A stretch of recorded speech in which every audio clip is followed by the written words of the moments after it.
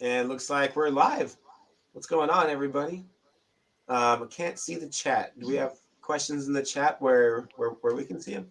Yeah, Oh, so I'll cool. chuck up messages bit by Up, bit. We Jerome. can just go through it. You got Jerome. How you guys doing? All right.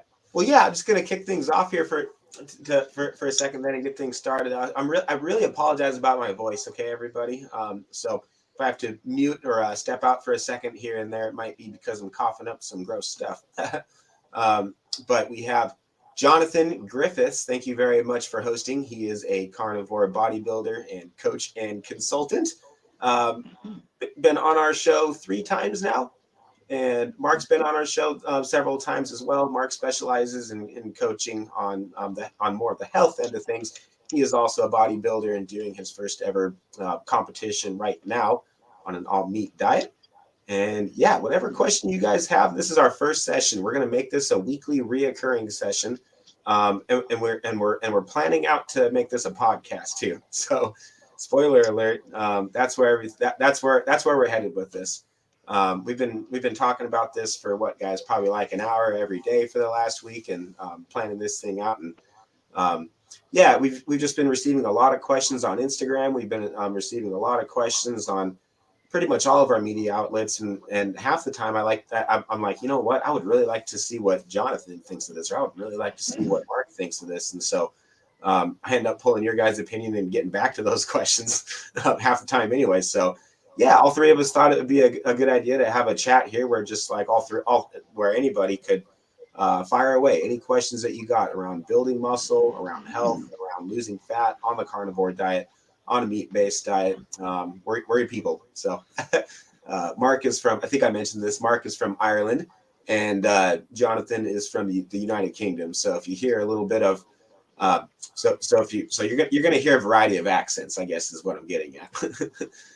You're also gonna hear a variety of idioms. So in the United States here, like if you say pal, usually it's kind of in a condescending way, or at least on the West Coast over here. Maybe I'm just surrounded by mean people. Maybe that's why. But when Mark and I first started talking, everybody was like, or my wife was like, I think he's upset. Look at his emails. He keeps calling you pal. And I'm like, no, babe, he's from Ireland, and this is like totally what they call each other over there. It'd be like us calling each other bro. Hey Nathan, thanks so much for joining, bro. And if you're the one that shot me the email, let me know. I'm not sure if you are or not. And then Jonathan, he yeah. And so if we call each other mate, that's just because like that's how they say bro in the United Kingdom, right? So Jonathan is not my mate. Just for the record, my mate lives here in the United States with me. So on that note, yeah, guys, fire away with anything you got. I'm having a hard time seeing questions, but I was actually gonna kick things off with a question that I got. If you guys are cool with that. This is from, I'm assuming that is a yes or a thumbs up. What's up, guys? How you doing? Yeah, how's it going? It's nice to be here and speak to you guys. Mark's not too far from me. I mean, people think Ireland and England are next to each other. They're not. Like, if I was to try and get to him right now, it'd take me like 30 hours. So yeah, but then Colt would actually probably be easy for me to get to if I was trying to get, I don't know. Wow, no kidding. Yeah. Okay. Well, it depends how you're going to travel. Like if it's going to be through across water and sea and stuff, I don't know. But yeah, we're quite far from each other. We've got 3 different accents. Let us know who you can actually understand the best. And it'll probably be Colt's the most because I can be difficult for some people to understand. I talk too quickly usually. Mark's got his own accent himself, so I'll let him introduce himself and see what's good to say. Yeah, and I got pneumonia or something too, and so we might have a hard time hearing all of us. Sorry to interject. All right, Mark, yeah, just say hi and introduce yourself, please, my man. Yeah, so I think an awful lot of people, they really struggle with the Irish accent as well. People are always saying that we're all the same, but we're not. Like, we're pretty much the same in England. We have the north and the south. We'd have the same really as well. The north, the south, the east, and the west. We're pretty much on the eastern part. But it depends on who you're talking to in Ireland. Like you have people from Cork and Kerry, and you wouldn't have a clue what they're talking about. You wouldn't have a clue. It'd be like someone from Newcastle or someone in Liverpool or someone in England. They just speak too quick. Mm-hmm. Yeah, lots of different accents over in England. I've probably got the most neutral accent. As if you'd say, what does an English person speak like? You asked an English person, they'd say my accent. Then if you ask a Northern person, I can't understand for the best of me. Welsh is a different country, but they're even probably even more tricky to understand, I think. But I think Birmingham is very, very bad, isn't it? They've got a very tough accent. So when you think Birmingham, think like Midlands, Dorian Yates, that kind of voice. Yeah. They speak very, very quickly. Can never understand a word they're saying. Yeah. Should we get on with some over here? questions? And see, over here it's all the same. I think that you guys like literally live a rock's throw away from each other. Where of course now I understand that you don't. So yeah. Oh my gosh, Lucky, what's up? Thanks so much for joining. Sorry about my voice. And yeah, to answer the pneumonia question, pneumonia is not code words for any other viruses that we may or may not talk about on the air. So yeah, no, it's not. It's nothing serious. It's just a once a year thing that I've had my entire life, and it usually lasts a couple weeks, and it hits me pretty hard when I get it. But yeah, looks like we got lots of questions. Where do you want to start? Let's start with Sheena's question, which is loose skin, any tips? What do you guys think? That's a broad question. She's lost quite a lot of fat over the years. Okay. So she's probably got a bit of loose skin, I imagine. Like, what would you do to expedite it, I guess? My first thought would be I would want to know how much muscle mass she has and if there's any room to grow in that area, and refill those muscle bellies. That usually tightens up skin, especially if someone's new to the gym. What do you think, Mark? Yeah, I would see how much she's actually doing volume wise, like training wise. Like if she's doing too much, or what situation was she in the first place? Like was she obese? And where was she in the first? Like if you were obese, then there are certain situations that you're going to have to incur going forward, like loose skin, because you will lose an awful lot of weight, but most of that weight that you'll carry pretty much for the rest of your life will be water weight.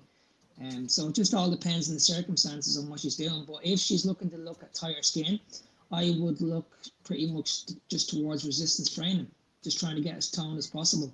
I wouldn't, again, if she's very, very thin, I wouldn't go towards cardio. I would just focus on looking at the diet and adding more resistance training into her schedule. Yeah, because I know Sheena personally, I can say both your advice is correct, and she's already doing that sort of thing. She just needs to be patient and stay the path she's on, I think. So with her sort of issues, she's probably not going to want to be doing fasting, but she should probably make sure her protein intake's sufficient, so it's high enough. Do the resistance training that she is doing. Be patient, sleep properly, lower stress. Do all the basic biohacks that we already know about. I honestly think in time she'll definitely improve upon that. It might not be perfect, but if you come from a background where you lost 150 odd pounds, there's going to be some skin, I think, in my opinion. Of course. I have no patience. LOL. I love it. It's pretty much the same with the guys as well. Like when guys they get stretch marks and they're always looking at their body. People get body dysmorphia issues as well. So it's just a part of the process, really. It's, like you said, like patience is always going to be there, but as long as you're doing like the training and you're looking after the nutrition, then it should sort itself out. Right? Yeah. And hey, Sheena, are you a competitor or are you a lifestyle carnivore? She's a lifestyle carnivore, so probably about middle-aged. Does some fitness stuff at home, I think. Awesome. Yeah. Yeah, those stretch marks are killer.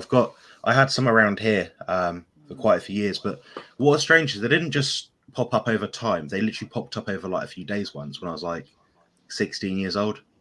And it didn't even correspond with me gaining like a massive amount of weight. It just, they appeared one day and it's so weird.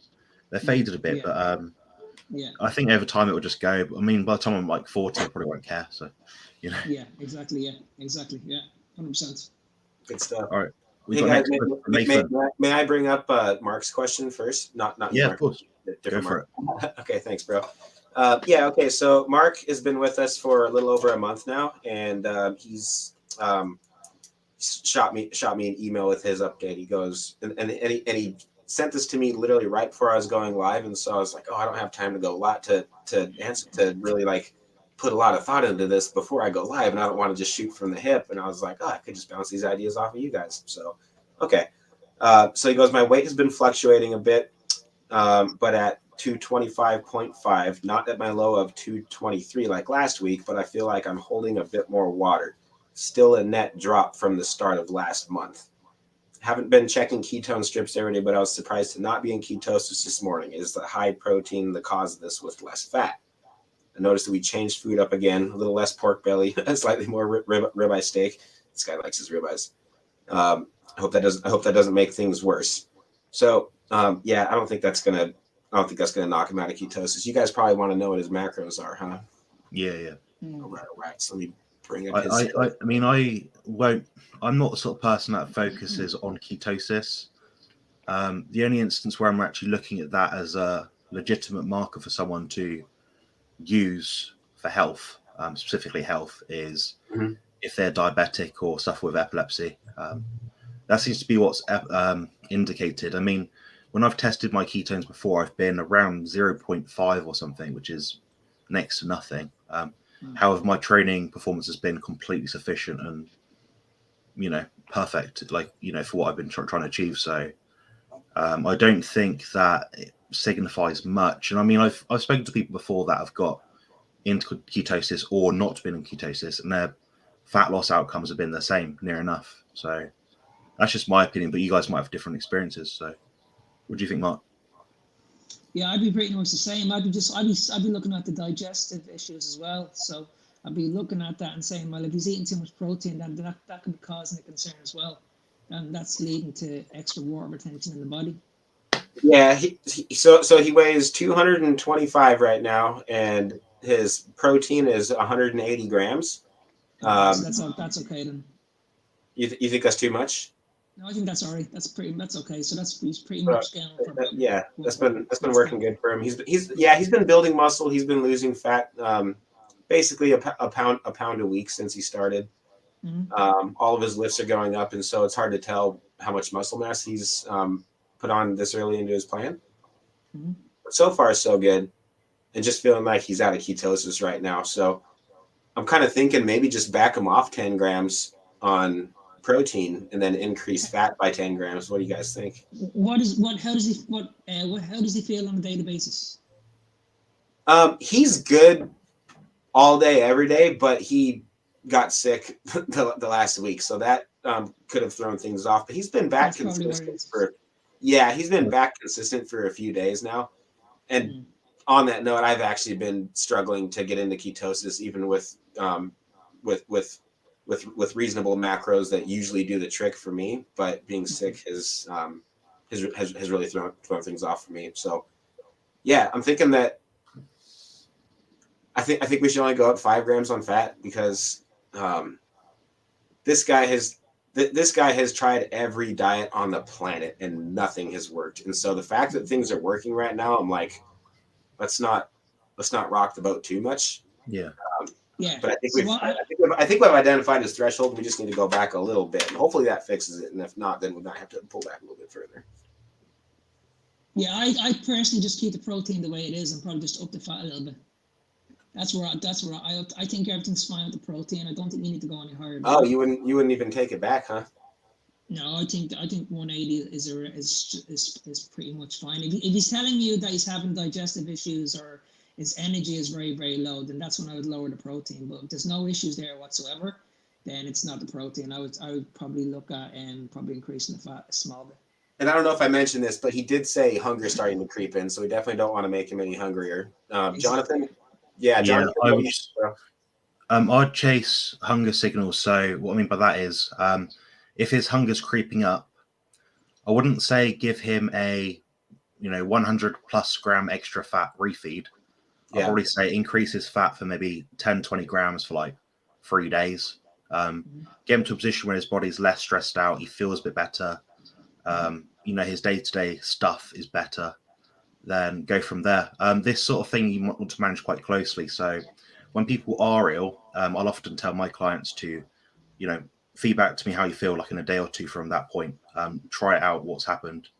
And if you get to a point where you're thinking, right, this has been a bit much now. I've been, on the lower, relatively the lower fat intake, and it's making me feel rough. Eat more fat. Then like Mark said, if your digestion's rubbish and your appetite's not great, nothing's really going through properly, lower the protein a bit. So that's what I'd take. So almost like a mini light refeed for a few days. Yeah, and I would also look at that if he is quite ill, and it's a good thing to remind him that he will probably store a lot more water in the body.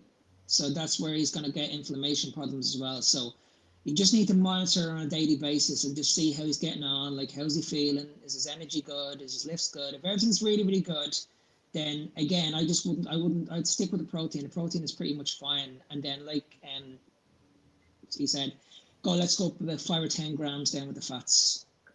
Okay. I 50% agree with both of you guys on the protein. So I'm just going to drop him 5 grams, but I'm going to up his fat 5 grams too. So I'm not going to drop it as low as I wanted to, but I really see where you guys are coming from. So let's do that. Let's go halfway. So $1.75 on brisket, $1.75, 175 grams of protein, and then 185 grams of fat. That's going to be his new macros, because that's gonna. I think he's going to see some more hormonal benefits from it, and it's subtle. I mean, like, we're splitting hairs right now at this point, but I want to give his body more reasons to encourage to keep burning fat. So. And yeah, just like you said, Mark, just take it day by day. And Jonathan, you too. And I like that refeed idea too. So yeah, I mean, I don't know him personally on an individual level the way you do. So if you're saying that, it's probably a much better judgment what I'd give. But yeah, if someone comes to me and they're feeling wrecked, I'm saying, we'll take 2 days off, chill for a bit. Maybe don't go too nuts in the gym. Eat a little bit more, but don't take the mick. Right. Sorry, that was the other thing I was going to add, is also just for context, his recovery has been great, and so I'm not worried about him having like a little less protein for that. But if he does say that he's having less recovery, then that would be an indication to improve him. But I mean, we started with his protein, I think about 20 or 30 grams lower. Yeah, he started with protein at 150, and so we've got him all the way up to 180, and that just might be kind of his threshold. Cool. Enough about Mark. Good on Mark. Thanks, guys. Appreciate that. Oh, and he also asked if we would touch on rep ranges, and I think somebody else had a question on rep ranges too. So maybe we could knock out 2 birds with 1 stone. Yeah, cool. You want to read that one, bro? Right. Where is it? Is it on here? Yeah. Let me go check. Let me go find it. Was it Nathan's question? Yeah, it was Nathan's question. I was on it. Yeah. So how intensely should you perform an exercise when going to momentarily muscular failure? I think this is quite a funny question, because I'm autistic. I'm probably reading this in the wrong sort of way. I am too, just for the record. Yeah, I mean, momentarily. Autistic people rule the world, bro. Watch out for us. It is intense. If you're going to momentary muscular failure, it is going to be intense. Now, if you're going to total muscular failure, where you're basically controlling the static, you run out of static strength, you're resisting the eccentric, and you can't move the weight, total muscular failure, that's probably the highest level of intensity you can go to besides force reps. So yeah, there's different levels to what you'd define as intensely. I mean, perhaps he's asking how you might feel when you're doing it, or what markers to look out for. What do you think? So for me personally, okay, so if I'm reading the question properly, I think he's saying that when he's taking a muscle to failure, is he doing it all through his workout? Now, like you said, Jonathan, if he's taking a muscle to failure, if he's doing that on himself from the very, very first set, and he's going to complete muscular failure, and he's failing, like he's doing, let's say he's doing like a chest press, he's taking it from A to B, and he just cannot get that last rep up. That to me is just pure failure. Now, if he goes on to a different exercise and he's doing like a force rep, he's getting someone to push the weight up for him, and he's controlling the negative, then that's a force rep. So that means it's a different type of stimulus there. I would say if he's taking a muscle, a particular muscle, let's say the same muscle to failure all the time, it just comes down to one thing. How fast is he recovering? And then you just need to look at his frequency. If he's training once a week, then he can pretty much get away with that. If he's training the muscle twice a week, and he's going to complete muscular failure on every single exercise for that particular muscle part, I think eventually he will run into problems. That's pretty much where I'm getting with the question. What do you think, Colt? Yeah, I like where both of you guys are coming from. Are you both training to failure at the moment, or are you doing longer sets? I know, Jonathan, you've been under the weather too, and so you're probably not quite as intense. I go nuts on the things I can go nuts on. But it is quite intuitive at my current point. It's based on recovery and how I feel. So, for example, today I had a training session, and like Mark would say, if you feel a bit rough, you probably shouldn't train. However, I wanted to train, and I didn't put 100% in, and I accepted that going into it. So, you know, like Colt, I like to train. So it's one of those sort of cheeky little lifting sessions today.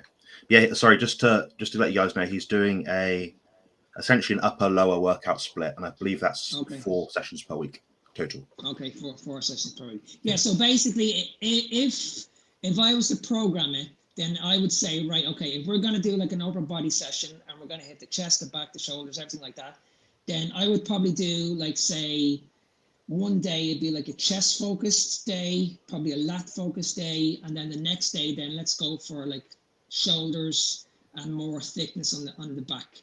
At least then you're hitting the back on different angles. I wouldn't particularly go for, let's say, if you're doing like just a normal chest press, and then the next day you come in and you do like a different exercise, but you're still doing a chest press. I'd pretty much go for like an incline, maybe a decline, maybe a standing military press, something like that. I'd make sure like the exercises are completely different.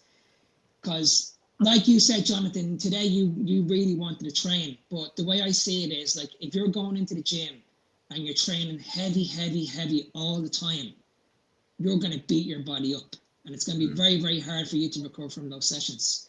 Now, you will realize this very quickly, because you will go into the gym and the last session went really, really well. Your lifts were perfect. You were getting really, really strong. But as the weeks go on, if your progress is going down, that's either a sign of your volume is way too high, or things outside that training is just not right. If that makes sense. It makes perfect sense to me. Yeah, I'm in a unique position where I'm not really trying to get any bigger. I'm just trying to enjoy training. So what I'd do for myself is completely what I'd advise to someone else. It's more for a fun factor, but then I kind of accept it. Like I'm looking at thinking, yeah, tomorrow I'm going to feel, I might feel a bit rough. I might not train for 3-4 more days straight. I'm so glad to hear that you're not getting any bigger, bro. First of all, I don't know how that's possible. Second of all, I don't think that's healthy. And third of all, that just means that you're making me look worse. So no, you're pretty big, Colt. Give yourself some credit. Pilar, thanks for joining. Good to see you. She's like, I'm 17 minutes late. Oh my gosh, we are not keeping track. I was going to say we got a really good question here. A really good question. But yeah, okay, go ahead, Mark. I was just going to add one more thing to that question. A lot of people think that when you go into the gym, you need to do drop sets, supersets, all that kind of stuff in order to take that muscle to failure. Now, I think that's the worst thing you can do. I think how can I explain this? So let's say if you're going into the gym and you're training, let's say chest for instance, all right? And let's say you look at your exercise selection. You're going to go in. Now, for me, I would always focus on an activation set first. So I want to activate the chest. I want to get the chest ready to go. Then the next exercise. And that's an isolation exercise too, by the way, right? Yeah, so we could go with dumbbells, a pec fly, whatever suits you. So you just want to open up the chest, get a good feel. Everything feels really, really good. Then I would probably go onto a machine base. Then after that, again, just make sure everything's nice and safe. Again, the weight feels really, really good. Again, you're working the muscle, and then I would go on to say a heavy compound movement. Now I know an awful lot of people like to go into the gym. They like to get the heavy stuff out of the way. I have no problems with that whatsoever. No problems with whatsoever. What I'm saying is, if you're going into the gym and you're just constantly doing compound after compound after compound, and you're lifting heavy from the minute you walk into the gym to the minute you leave your gym, to me, you're not going to be able to progress on all those lifts if you're doing supersets. Now, this is where people need to drop the ego. If you're going in and you're doing set after set after set, you cannot progress on all those sets. So you need to drastically take that back a little bit and say, right, how many sets do I actually need to take that muscle to complete an ultra failure? For most people, it should be only one set. That's it, like one set done.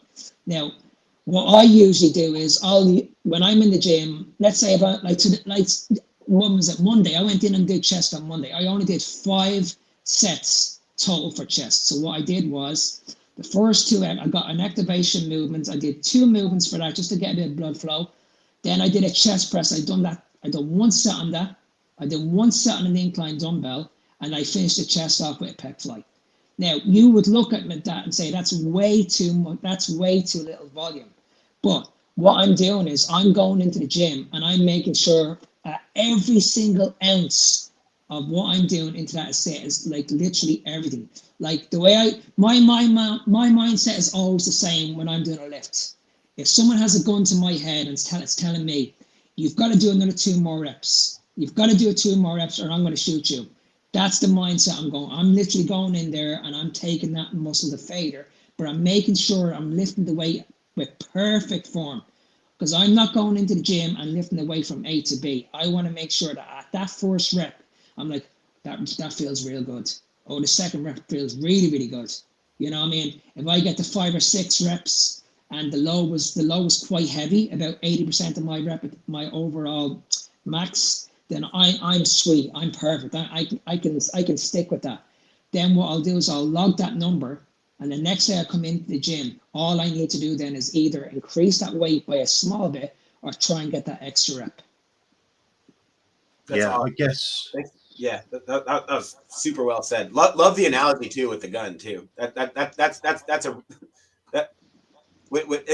funny. It's funny the difference between when you think you've hit failure and then when you just say, you know what, no, we're getting another 3, 4, 5 reps, and how much further you can actually take it, even when you think you're 100% spent. But I also think that what people don't realize is that when the muscle is burning, that's when people stop.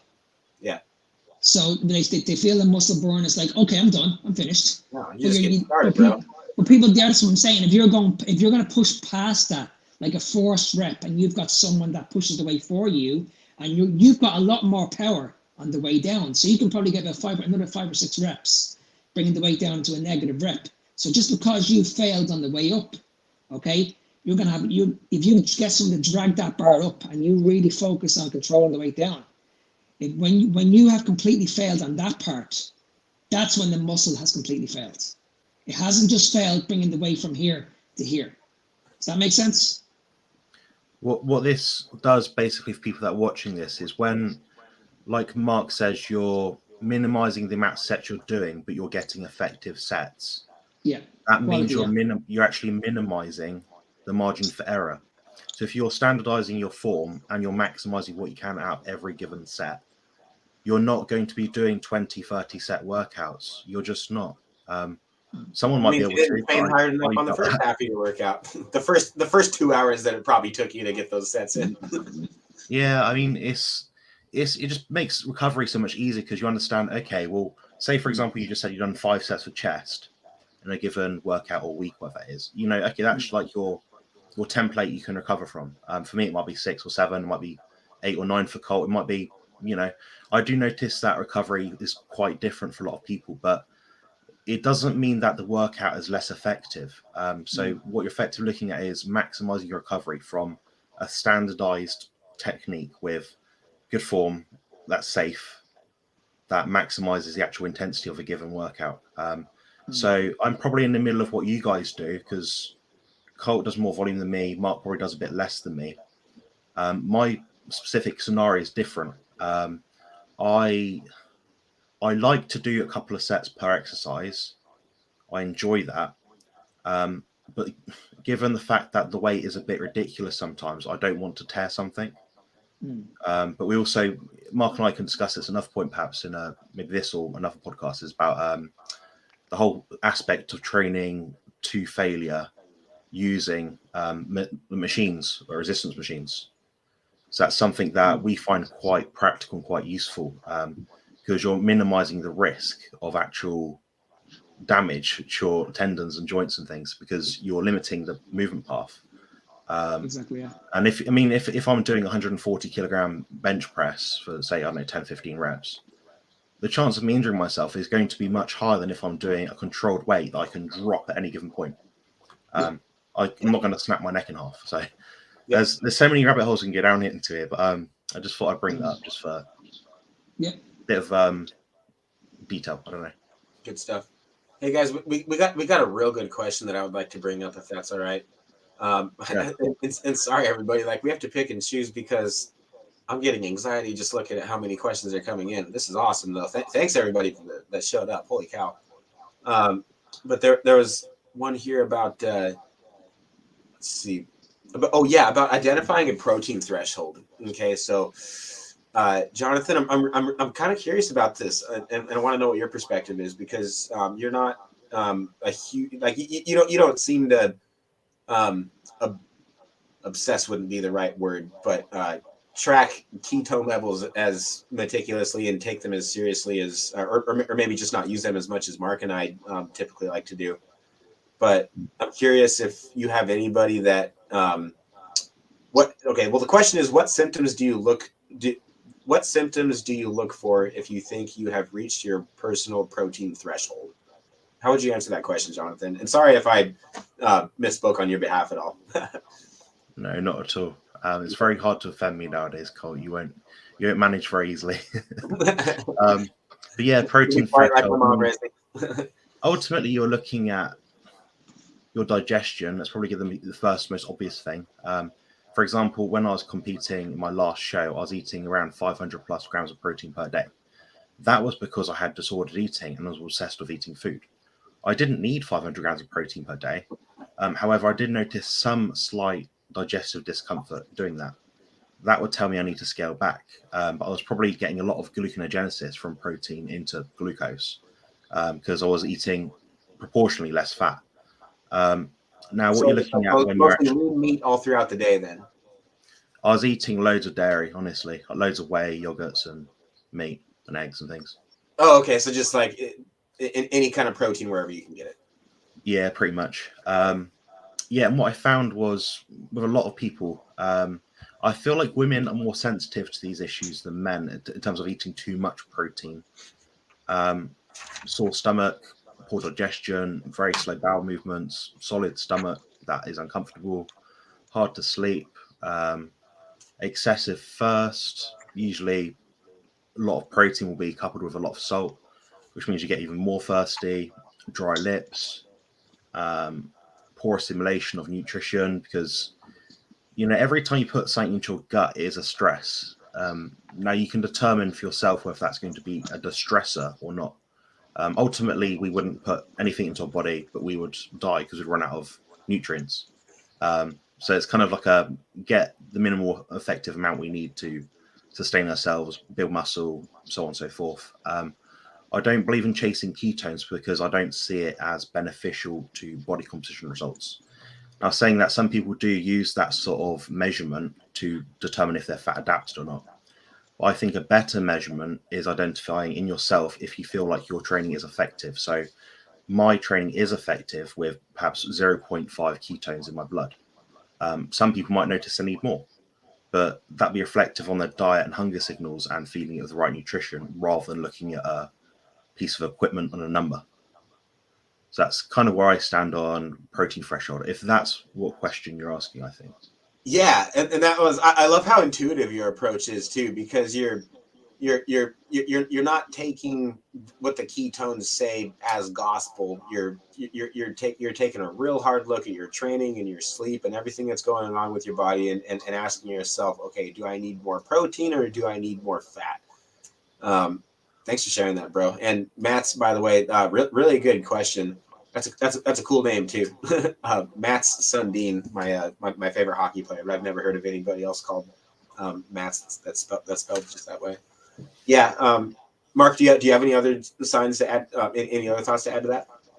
No, I was going to just say the same thing. It's just all based down to training and performance, and then it just all comes down to body composition. Like if the body is like more muscular, then obviously the protein would be probably a little bit higher. If the person wants to lean down a small bit, then I'd flip it around a small bit. I'd bring the protein down a small bit and bring the energy levels up. Or sorry, the fat up. It just comes down to the individual and seeing what the performance is like then inside the gym. Good stuff. Should we start with the next question? I've got one from Jerome here. It's on the screen, I think. Heck yeah. Yes. Jerome asked, is there a place for prolonged fasting, or are you guys generally not fans? You guys start. I think Jerome already knows my answer. Okay. There's now if we're talking for fat loss or for health purposes or for spiritual purposes or what, I'm going to assume that this is for fat loss purposes, right? Because this is you go into each cult. So maybe go into spiritual, then go into body composition, then go into health. Just going to touch on all of them. Okay. Yeah. Yeah. If it's a spiritual thing, that's between you and God.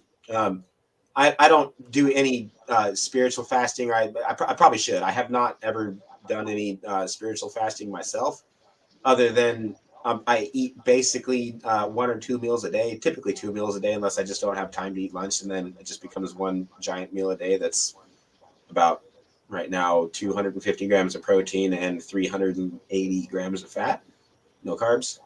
But that single meal will keep me full throughout the entire next day and keep me alert and keep me sharp and keep me productive. And towards the end of that is kind of my favorite time to do more of my devotional work and prayer work. And I don't know why. It's just way easier for me to get more of the spiritual benefits out of the fast, even if it's just 1 meal a day. Personally, from a fat loss perspective, I'm not aware of any science, and I have certainly never seen it to speed up my results if I do 1 meal a day. But I don't have experience doing prolonged fast. The extent of my fasting has just been 1 meal a day. I've gone as long as 48 hours, just kind of just coaching myself before I finally hired a coach for a bodybuilding competition, and that was kind of a train wreck. I'm sure there was a much healthier way to do it. And then on the so fat loss and the spiritual side of it, and then for health reasons, yeah, I mean, obviously there's autophagy. I mean, your body really cleans house. There's a lot of positive things that happen throughout the body when you do fast. I just personally haven't done it, and it doesn't sound fun. It doesn't sound appealing, and I don't want it to set back any of my training in any way. And what I'm doing is working, and so I would rather just kind of not rock the boat there as far as my marathon training and my long-term bodybuilding goals go. So from my point of view, I would agree with what Colt says, but I also agree that as you get older, you will realize that fasting is actually very, very beneficial. So I know for me personally, I don't do like a particular fast, but I always, when I wake up in the morning, I would always probably go for about maybe 3 or 4 hours without any food. It's just because I don't feel hungry. So in the morning, I'm quite like, I'm on the go all the time. I feel good. I'll have a coffee or something like that, and it just keeps me going. But if I'm trying to build muscle, I would never ever fast. Like I'd never go to the gym fasted. Now, if I'm training very, very early in the morning, like 6 o'clock, I go to the gym like most mornings at 6 a.m. I will always make sure I have a big meal. Now, when I mean a big meal, I mean like not too big. Like I don't want to destroy my gut. I don't want to be stretching my gut either. I don't want to go to bed feeling like really, really tired, because that will have an effect on me the next day. So I will have a good meal inside me, at least probably about an hour or two before I go to bed. That way, then when I wake up, then all I need to do is just hydrate myself, a little bit of salt into the water, and I'm ready to go. In regards then to having like 2 meals, again for me, I would rather space my meals out. So if I'm eating like a particular percentage of protein, let's say I'm aiming for like 160, I would mix that to about 40 grams for each meal. I just feel for me that's perfect for me, because the one thing I'm looking at throughout the whole lot of this is what is my gut telling me. If my gut is telling me everything's sweet, Mark, everything's good, your energy levels are good, you've got no crashes, then I'm going to keep doing what I'm doing. If I'm going to sit down and have a big meal in one go, that to me is going to stretch my gut to a place where I don't want it to go. And I want everything to just be nice and steady. You know what I mean? And the same like the OMAD. Like I've got 1 or 2 clients that are doing OMAD, and it's just because it suits their lifestyle. Because I've got one client that sits on a bus all day. He sits on a bus literally for 10 hours a day. So for him, he hasn't got time to like sit on a bus for 10 minutes, 15 minutes and have a meal. So he just focuses on just gets the coffee inside and maybe a bit of butter in his coffee. And then at night time, he'll have that big meal. That's what suits his needs. So I think it just comes down to the individual. But I firmly believe that as you get older, I think fasting can be very, very beneficial for people that get a lot older. What do you think, Jonathan? Pretty much the same as what you guys think. Probably some caveats and some nuances, but obviously, if we're going to go into every single one of those things, it'd be like a 3-hour-long discussion. I'd say prolonged fasting I see being effective for people that are unhealthy. I mean, you can upregulate your mitochondrial function. You can become more fat adapted faster. But at the same time, like if you're not in a position to do fasting because that stress becomes a distressor and affects whatever your goals are, then it's going to be a net negative. So you look at it very individually. It could probably expedite your fat loss results, but it may impact on your training performance. I think you both mentioned that. And I mean, ultimately, your body doesn't want to go in one direction too much, too hard. So if you're in a point where you're trying to lose, I don't know, for example, I know Jerome's competing in a show. If he's trying to lose body fat at the last minute, it might be useful. But for now, he's got plenty of time, so I probably wouldn't be using that sort of lever as a tool. Now, saying that, whenever you do push too hard in one direction with your energy intake, your mass balance, your body will give you hunger signals to do the opposite. And this is true if you're very fat or very skinny.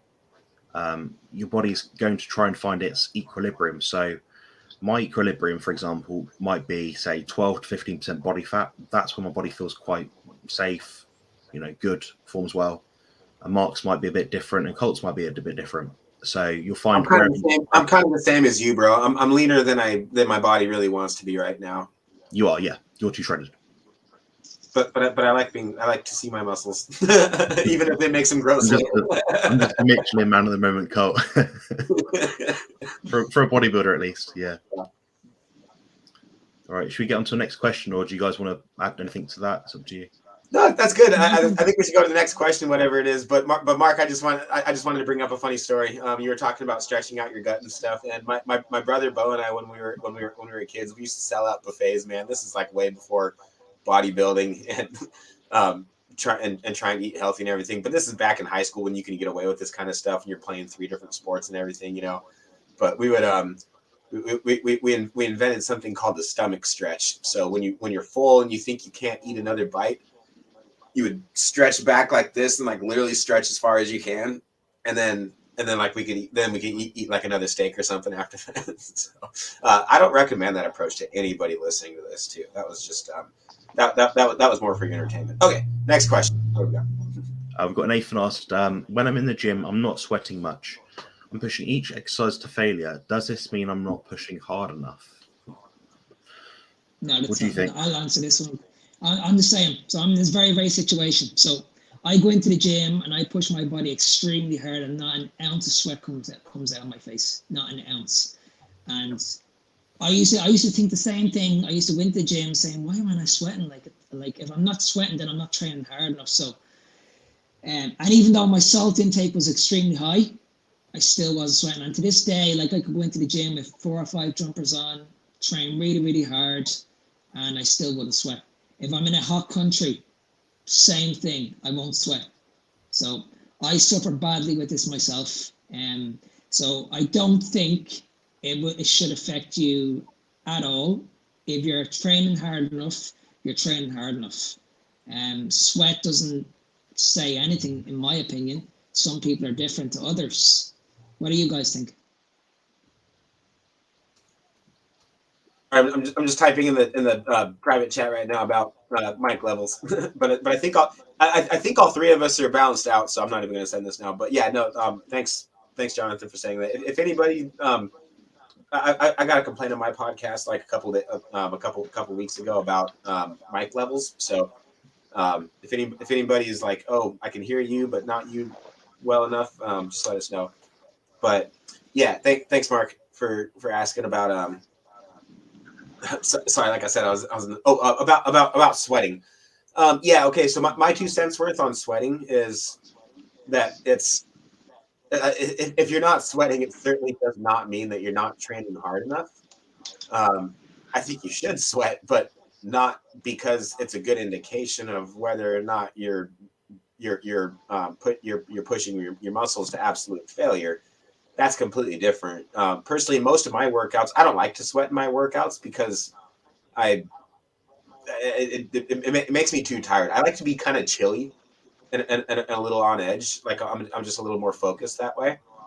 And then after I've gotten my workout in, that's when I do about 40 minutes of cardio. I do 2.8 miles per hour at a 15-degree incline for 20 minutes, and then 20 minutes at 4 miles per hour at 0 degrees. And that gets me pretty good and sweaty. And that's more so for recovery. And I just feel better after doing it. On one hand, you definitely want to train so that you're sweating, but on the other hand, you don't want to take away from your training, and so that you're compromising your ability to focus and making your workout less safe. Yeah, I think it's usually a surefire sign you're quite well fat adapted. I mean, I know for myself, the leaner I am, the closer to counter shape I'm in, the less I sweat. And I'll be doing cardio, I say cardio, back when I was doing cardio, I'd be doing 40 minutes on a treadmill, or, like an incline walk like Colt would be doing after a heavy workout. Mm-hmm. And I wouldn't sweat at all because my body was so lean. But then saying that, when I've been 280 plus pounds, like heavy, big, I'll be really sweaty. So for me, it seems to correlate with my body weight. I think some of it is your body's trying to, expel more heat as a result of having too much of an energy influx or mass influx. I think putting too much in your system will make you hot. So, for example, I know Nathan's diet. Nathan isn't eating a lot of food. He's more in a sort of cutting sort of phase at the moment. So I know, for example, your thyroid output will lower somewhat when you undereat, and it'll increase somewhat when you overeat. The same is true for competitive bodybuilders. When they use thermogenic drugs of different kinds, they'll be more sweaty. So there's that aspect of it as well. I think for Nathan, like you guys said, it's not impacting your training performance. So I wouldn't see it as being an issue. Good stuff.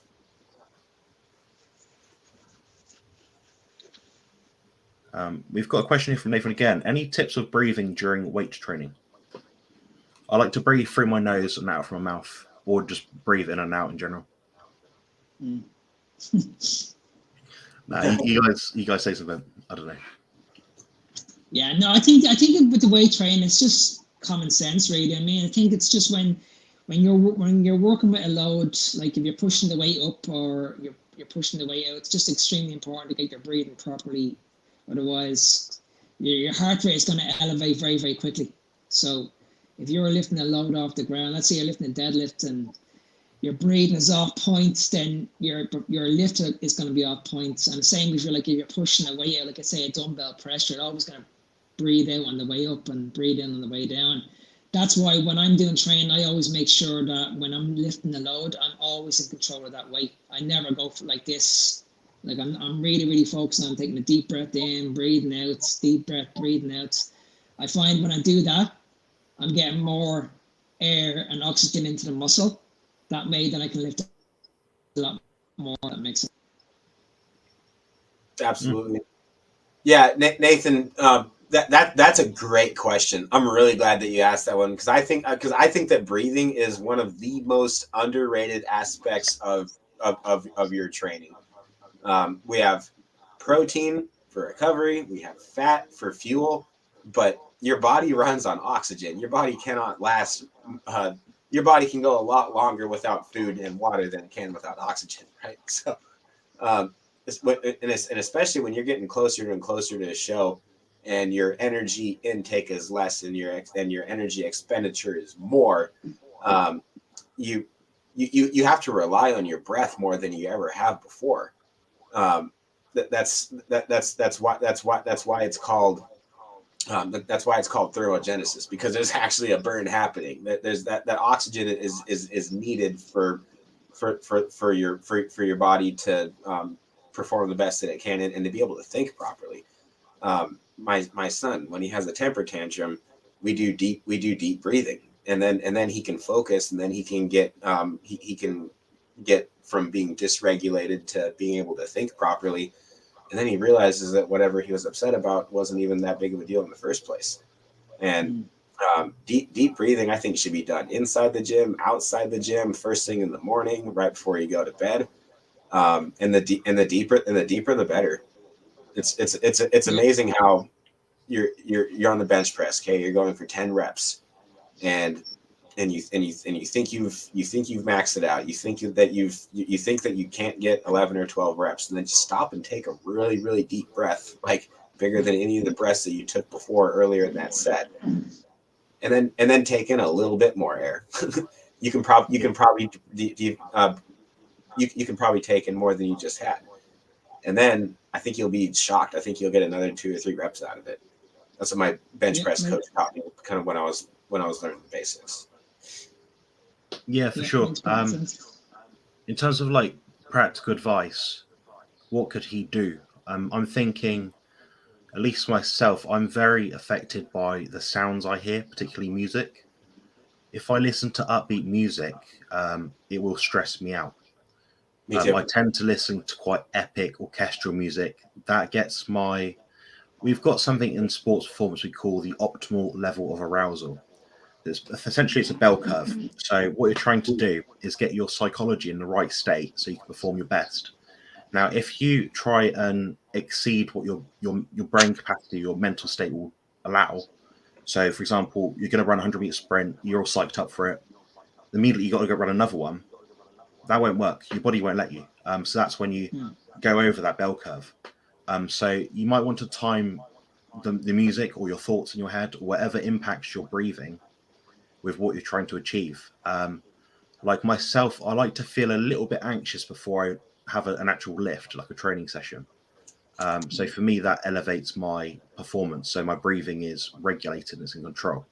Now, if I listen to loads of, if I listen to Metallica or heavy metal, that would irritate the hell out of me and that would stress me out. So that would throw me off the curve that I'm trying to stay on. So I'd look at music as a tool as well, if that's not something that's already in your arsenal. Yeah.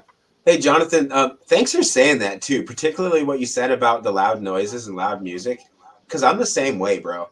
And I know we were kind of joking about being autistic and stuff earlier, but and just for the record, everybody that's listening, Jonathan's never been diagnosed. I've never been diagnosed. I have. Colt. Oh, you have? I'm sorry. I didn't realize. Sorry, I didn't realize that you were. My son has it a little. My son definitely is somewhere on the spectrum, I guess is the more polite way to say it today, right? But that's very, very true of both of us. At this point last year, this is a busy season for us, and we were transitioning all of our clients from my Microsoft Excel spreadsheets to an app, and I was working 12, 13, 14 hours a day, more than I'm working right now, just not even able to think straight.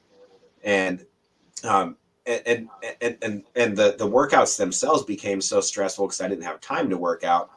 And so I was never, it was hard for me to achieve that focus, that clear focus, Jonathan, that you were describing for my workouts.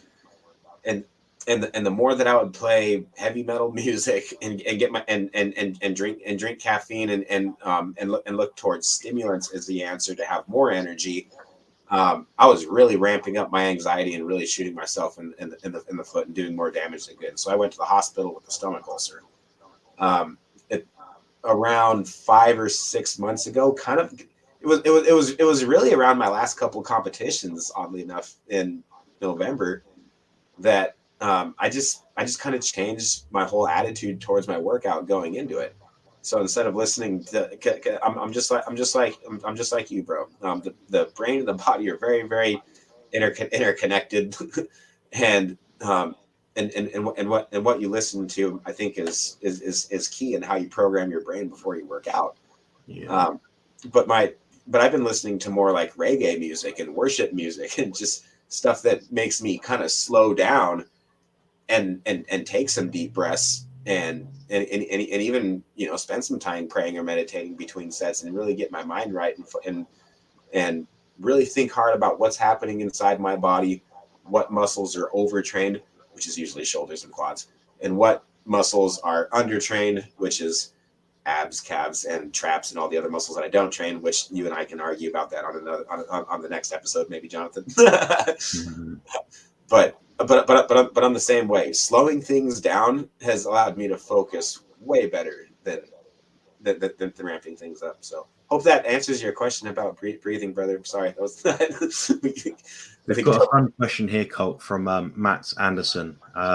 Yeah, I saw those. I wanted to ask that I've on the one wheel day. roughly 20 minutes left that I can give to this for my next session of rambling. So, I mean, I'll give my brief, quick answer, and you guys can interject. So, calories I wouldn't be using as a measurement as a start. It's pretty much, well, Yeah. I've been counting calories for a long time in the past, and I didn't find it reflected with the weight gain or weight loss that I was able to achieve. No correlation. I found macro balance a lot more useful. I've got a video of it on my channel where I talk all about it. I break it down bit by bit, and it'll make sense to you. It's not been disagreed with yet. But Hey, I'm open to people criticizing me. Yeah. Sorry to interrupt again. Can you send me a link to that video? Because I want to see it, because Bart explains it and he explains it well, but I think I'd be able to understand it better if it came from you. So I'm not even going to answer this question, bro. I just want. I mean, if you can just get more into that now. I got my phone right here and I want to hear what you have to say about it. Yeah. So effectively, there was a mathematician. I believe he's Spanish, but I could be wrong. Somewhere around those sort of parts. And he was looking at the data set. So he's looking at the calorie in, calorie out model, how that affects people within trials to lose or gain weight. Now, he also looked at similar studies, but where they're using examples of people where they're adding in food or taking away food. So they were basically increasing protein or decreasing fat, or just manipulating those individual amounts. What he found was that doing that was a much more accurate, predictable way to determine what would happen with a person's body composition. So when people tell me calories in, calories out works, I say, no, it doesn't work. But what does work is altering your macronutrient balance or your numbers, because ultimately that's a much more greater determinant of the mass that is going in your body. Calories is just a broad number to determine what energy amount is in food in a closed thermodynamic system. We're not a closed thermodynamic system, we're open. So by that notion, we're completely lost. Now, it's never going to be perfect. The only way we can be perfect about analyzing what intake we have is with testing machines in scientific labs where they actually look at the moisture, the ash, the fat, the vitamins, minerals, protein, all these different contents of the food. But we can't feasibly do that because it's possible. But we do know that, for example, 80-20 ground beef is usually going to be pretty accurate. And if I said have 1,000 calories of ground beef, you could be eating anything. So it's not a useful measurement. So in all of my clients' programs, we don't even look at calories and we never even talk about it. We look at the protein and fat grams and we see how that amount relates to what that person will need.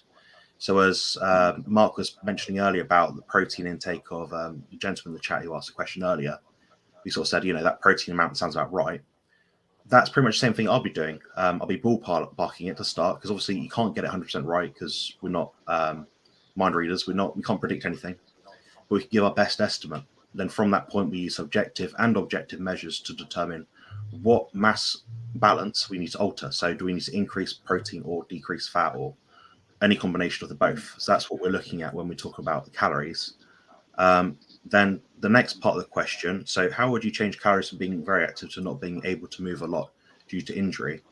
Maintain with new activity level, deficit or surplus in order to recover faster. Hey, Jonathan. Sorry to cut you off. I just want to make sure I'm tracking with you. Sure, yeah. I'm just going to simplify this in as few words as possible. Do it. Calories are real.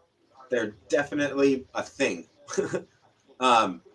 They just don't apply to the human body because there's way too many other variables. And as soon as when you eat 100 calories of something processed versus 100 calories of something that's a whole food, there's the impact that one food has on you hormonally and whether or not you're fasted. It's just, there's way too many variables to make calories worth tracking in the first place. Is that kind of what I'm understanding?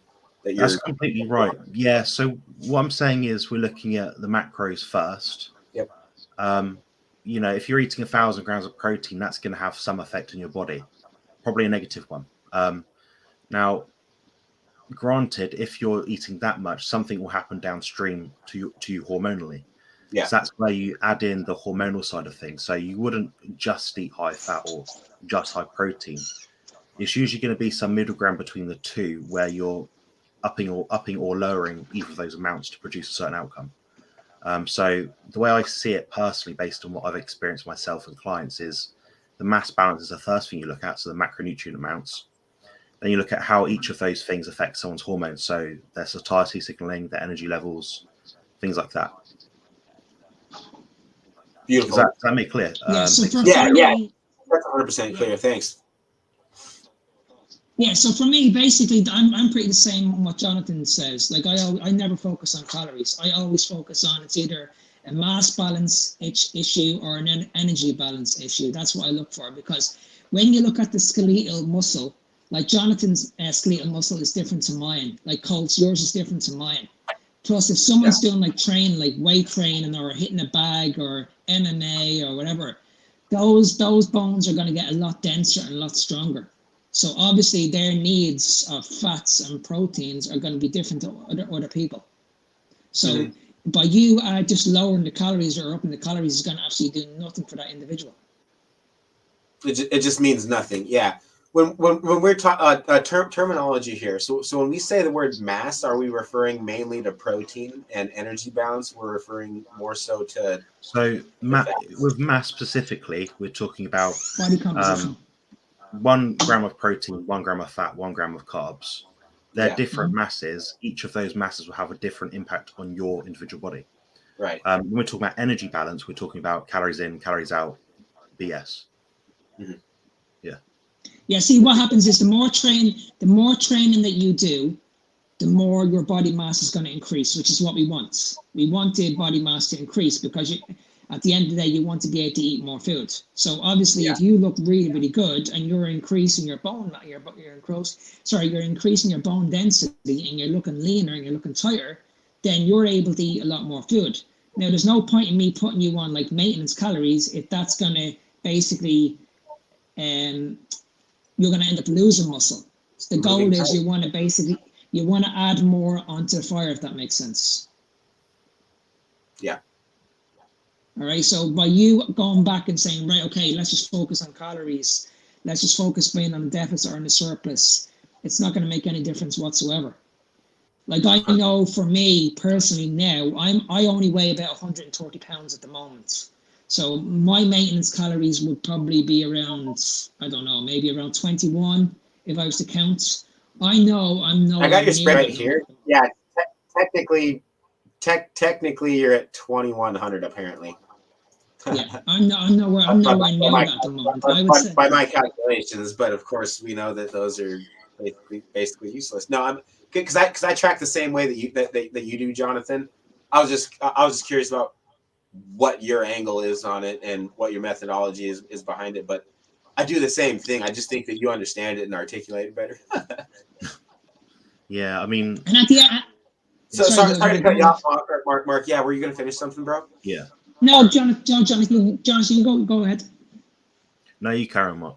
I was just going to ramble about So that. I was so basically what I was going to say is like if you lose like say 5 pounds of fat and put on 5 pounds of muscle, that's actually a good thing.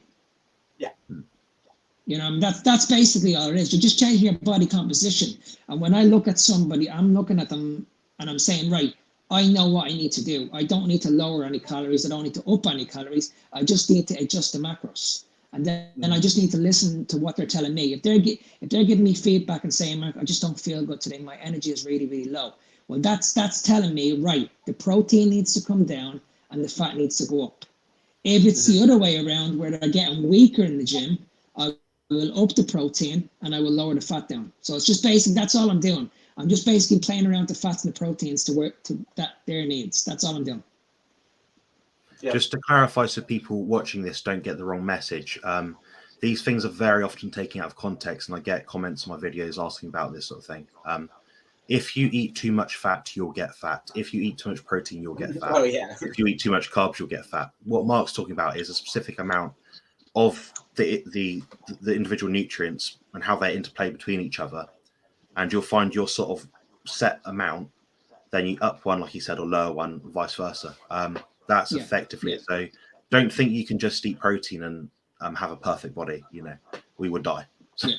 Yeah. That Matt's gentleman, he going back to his question on building muscle on one meal a day. I'm curious if either of you believe this, because it's I've never heard a low carb athlete or a low carb coach say that one meal a day would slow your muscle building by any means. But in Cliff Wilson's book, in Cliff Wilson's bodybuilding book, he cites I believe that I don't know if he cited him or if he was giving advice, but generally it's believed that protein spread out throughout the day will contribute to faster muscle gains. I've always believed that to be true, and I do that when I am bulking. But I mean, I'm also I'm bulking, and so one meal a day just isn't really practical on a muscle building side if you're really trying to build muscle as fast as you can from that perspective. But I'm curious if either of you, Mark or Jonathan, have found or have any opinions on whether it's a faster route to build muscle if you spread out your meals instead of eating one meal a day. And I'm 99% sure that Bart K would say that it doesn't matter. If one meal a day would be just fine. Mark and I have had this conversation, I think, off air already. I'll briefly go into it as clearly as I can. Then Mark can obviously add in anything he wants to add to it. Basically, it comes down to how do you perform best in the gym? Because ultimately, if your performance does not go up as a result of eating one meal per day, you might need to change that as a different variable. Now, for someone like myself that has to eat quite a lot of food usually, my intake will be significantly higher than someone like Mark's. Now, if, for example, I'm trying to say, for example, I was a pro-level bodybuilder, like Ronnie Coleman size, I'm not going to be eating one meal per day because it isn't practical. I wouldn't be able to sustain enough mass balance to keep myself going. I'd just lose weight if I was doing one meal a day. Now, you can gain equal amount of muscle by doing it, but I think it's kind of like an uphill battle if you're trying to get in, I don't know, 200 protein and 200 fat a day, and you're doing that in one meal. I think it's going to be quite challenging. It might affect sleep, it might affect digestion, so on and so forth. I think there is a marginal gain to be had from having multiple feedings per day, but I don't think that's the ultimate determinant of what someone's effective muscular gain will be. So if you can eat all the food that you need in one meal, I think that is going to produce most of the benefit. That's with the caveat, like I said just now. Does it affect your sleep? Does it affect recovery? Does it affect your ability to go about your day-to-day stuff, your performance outcomes? So they're all different measurements. So I know we discussed some other things there, so I've left the door open for you a bit there, Mark. Yeah, and one sec. Yeah. I just want to. Can I just dumb it down for a sec before turning it over to Mark? Okay, just make sure we're all on the same page. Awesome. So, so Jonathan, what you're suggesting is that, say for example, if you have an athlete that she weighs 150 pounds, okay, so she would have 30 grams of protein before her workout, 30 grams of protein after her workout, 30 grams of fat before her workout, 30 grams after her workout. And then in the evening time, she would consume 40 grams of protein right before bed, and then 40 grams of fat. Okay. So that's a 1-to-1 ratio throughout the day. That means that she would be consuming 100 grams of protein. So that's a little bit low, but these are just off the top of my head.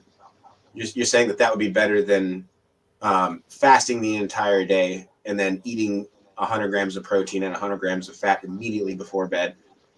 However, if that makes her train worse, it's just not worth it, because your training stimulus is going to have way more impact with your results than your exact meal timing. Does that make is that kind of the same thing where you're coming from? Yeah. So one study which people argue about, and I've read all of these things, I've beaten it to death. I couldn't really read much more on it because I'm bored of them.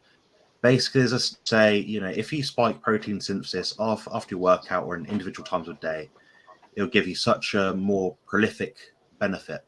Now, if we look at the period of a 24-hour day, we will find that anabolic protein synthesis gain, whatever happens, doesn't necessarily reflect on the muscle that we build. And also, it does tend to level out. So if you're having a giant spike of protein and it, lasts 5-6 hours, whatever, in terms of muscle building, that will do its job. I think, however, there's a slight benefit to spreading out if your body requires additional feedings because of the amount of food that you have to eat. So I think, like someone like me and Colt, I'm on 4 meals per day. I find that effective for what I'm trying to achieve. I find I can do 3 meals per day, but I don't feel quite as good. My cognition's not quite as good. There could be underlying features of my health which mean that I have to do that to feel better. Now, Colt, I believe you do 2 meals per day. Yep. Do I think you doing 2 meals versus 3 meals is going to make a world of difference? Probably not. But I'd be looking at yourself down the line when you're increasing your food intake, when you're bulking up more heavily because you need more food, and thinking, okay, well, these 2 meals after the marathon. After the marathon, yeah. So these 2 meals for you are becoming too difficult now. So then I'd say, okay, spread it out between 3. That's how I'd go about it. Mark does have some really good points which he'll add in now, I think. Yeah, please. Yeah, so I agree with both points. I think you can do it with both, but I would lean towards Jonathan. I would have my feedings in throughout the day. I just feel it's a lot better on digestion.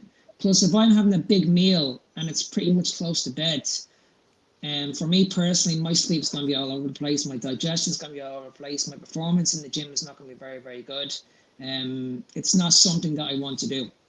If I'm having a little bit of protein, let's say a few hours before I go to the gym, and a little bit of protein after the gym, that suits me perfect, absolutely perfect. Now, if I add a little bit of fat in that morning meal before I go to the gym, it won't make a massive, massive difference. But if I add in a big amount of fat into that pre-workout meal, that's going to mess up with my digestion. That's something I just don't want to do.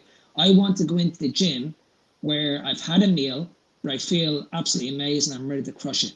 Then after the gym, then again, I want to just get protein into my body, and then for the rest of the workout, that's when the volume of the food is going to go up. Now, do I feel like if I want to increase the volume of the food, would I feel better if I just have one big meal? For me, no, because it's going to stretch my gut. It's going to have a negative impact on my mindset. Okay, and then what's going to happen is I mightn't be able to finish all that meal. So if I have like a big, massive meal in front of me, the chances are I probably won't even finish because my signals in my head will tell me, listen, I'm full. You can't eat anymore. But I still have to get the rest of it in me. So how do I get the rest of it in me if I'm not hungry? Whereas if I eat like every 3 or 4 hours, in between those 3 or 4 hours, I can go for a walk, I can go to the gym, I can do some work. So in a way, I'm burning up energy. And in order for you to have a good appetite, I feel you need to do stuff in between your meals. I don't think you can do that if you just have one meal and then you're pretty much going to bed, because that's stored in your body. But again, it just depends on the individual. If that person thinks that suits me perfect, I like going to the gym, like really, really full, and it suits your needs, then by all means go for it, because it doesn't make it won't make any difference whether you do it or I do it. But I would feel, and I would make sure that the majority of the people that I would work with always have at least 3 to 5 feedings throughout the whole day. Good stuff, man. And yeah, like it's all individualized too, because for me it's like I love the big meal. I really, really do. Like I got a big appetite, and so it's like if I'm gonna eat, like man, like I want to enjoy it. And that kind of brings me to just one more thing that I wanted to add on to the end of it, Mark, is take into consideration your lifestyle and what's sustainable. Ultimately, I know it's kind of cliche, but you've heard the saying, the best diet in the world is the one that you can stick to. And exactly. if eating 4 or 5 meals a day is practical for you, great, do it. I don't got the time to do that, man. There is not a chance. Like I do not have time to eat pretty much the entire day until it's time for bed anyway. Guys, we'll have to wrap this up in about 2 minutes. I'm just going to add one more point. I think I heard you, Colt, saying that it takes you maybe 2 hours to eat a meal. Is that correct? yeah. I take a long time to eat. It's like I do my Bible study, my journaling and stuff. That's kind of when I'm shut out. 2 hours for me to eat a meal would be mad. When I eat a meal, it's gone like 10 minutes. 10 minutes, it's gone. I just couldn't sit down that's why I feel like what you're doing is perfect, because you're not over the stomach. Yeah. Because it takes time for you to digest that food. So 2 hours is brilliant, amazing. But I know if I had the same meal as you, I would probably have it done in 15 minutes, 20 minutes, because I'm just like that, I'm a fast eater. Exactly. Yeah. No, I'm very mindful about every bite, and it's like liquefied by the time that I eat it. Like there's not a bite that goes to waste, and so I find that to help my digestion a lot. And there's no vegetables in there too, So I'm not just advocating for everybody to eat one meal a day with as much food as you can, because of course that would be a joke. But yeah, thanks for clarifying that, Mark. Looks like we're out of time, right, Jonathan? Yeah, I've really enjoyed this chat. I do have to interview Professor Bart K in about 2 minutes, so I do have to shut this up quite quickly. But we haven't been able to get to everyone's questions this time. I do have a live Q&A tomorrow night, roughly the same time or a bit earlier, so you might be able to access that. If not, please just reach out to myself, Colt, or Coach Mark, and ask any questions you had, or just wait until the next one. Yeah, where's the best place people can reach you, Jonathan, besides your channel? Probably not email, because I find I get about 400 emails per day. Probably YouTube's best, so a little question after this segment would be useful. Cool. Everybody go check him out. Make sure you subscribe to his channel if you're not there yet. And then Mark, subscribe to Colt's and Mark's Instagram and YouTube. My Instagram is at COLTMILTON. My YouTube channel is SKULLBELLZ. TV, Skullbells TV, all one word, just like it sounds, and the supersetyourlife.com podcast. Mark, what about you, sir? You'll just find me on Instagram. Just go on to Instagram at Fitness Beyond Time. That's where you'll find me. Perfect. Cheers, guys. I've really enjoyed this, and hopefully we can get more of these done very soon. Yeah, buddy. Oh yeah, everybody. Next week is our next one. It's going to be 12:30 Pacific time. And yeah, we'll talk there. Thanks for all the questions, everybody. These are really, really good, and I appreciate all the Hey, but you know what? Let's wrap it up with this. Lucky Krim says, "I've thoroughly enjoyed this conversation, my friends. I gotta go to work. Have a great rest of your day, evening." Thanks, guys. I mean, just for everybody that's been saying they enjoy the chat. Much love. Okay. See you guys. Thank you. See you, bye-bye. Yeah, catch you